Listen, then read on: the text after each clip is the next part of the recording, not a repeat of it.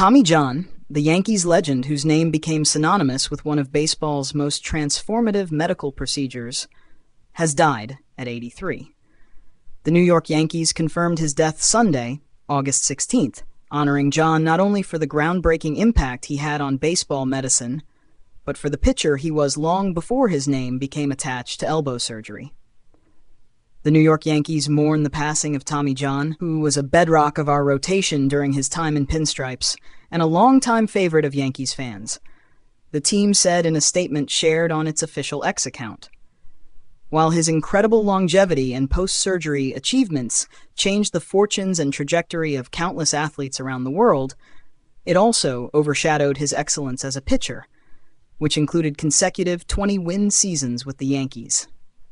That distinction is central to John's legacy. His career became inseparable from the operation that bears his name, but the Yankees made a point of remembering that his accomplishments on the mound stood on their own. We pause to remember the totality of his legacy, his competitiveness and skill, his penchant for conversation, his kind and gracious nature, and his stature as an athletic and medical pioneer. The Yankees extend our deepest condolences to his family and friends. John is survived by his wife, Cheryl John, and their children, Tamara, Tommy III, and Travis. The couple also had a son, Taylor, who died in 2010 at age 28. Cheryl confirmed to the New York Times on Sunday that John died following a private battle with bladder cancer. He had not publicly revealed the diagnosis before his death.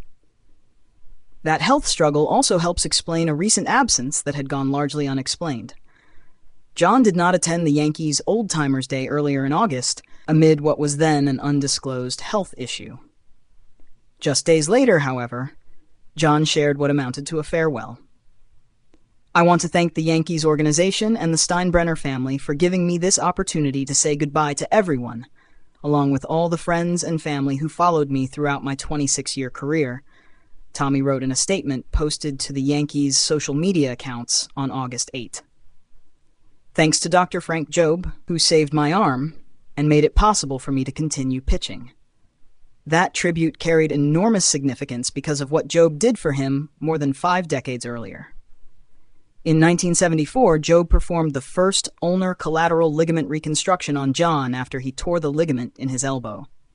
Using a then-revolutionary tissue graft, Jobe reconstructed the damaged ligament and restored the stability John needed to continue his career. The procedure would eventually become one of the most important advances in sports medicine, helping countless pitchers return to professional baseball after devastating elbow injuries. That surgery has since gone on to save the careers of countless pitches, including many of the very best in the game today, John wrote in his August 8th statement. He also used those final words to thank the people who had followed him throughout his 26-year career. From teammates and Yankees supporters to the family member who gave him perspective before he ever reached the major leagues. "Thank you to all the fans who supported me and my teammates for 26 years. I will never forget you.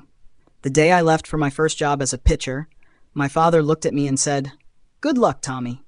Just remember one thing. Whether you make it big in the big leagues or you don't, you'll always just be Tommy John from Terre Haute, Indiana.'" John ended the message with the words that now carry an even deeper sense of finality. "I've never forgotten those words. Thank you, and God bless." For a player whose name became attached to a procedure that changed baseball forever, John's final message brought the story back to where it began. Not with a medical breakthrough, but with a pitcher from Terre Haute, Indiana, trying to make it in the major leagues.